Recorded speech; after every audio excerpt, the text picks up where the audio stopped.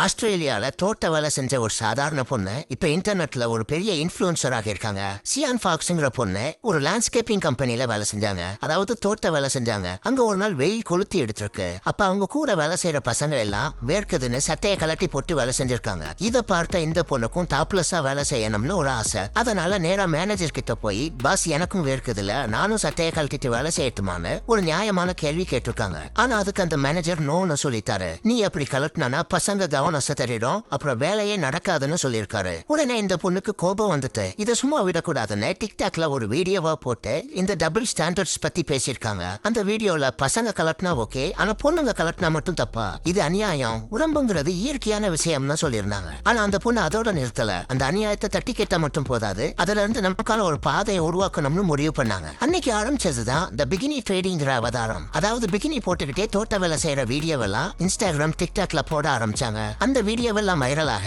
இப்ப இவங்க ஒரு பெரிய இன்ஃப்ளூயன்சர் ஆகிட்டாங்க.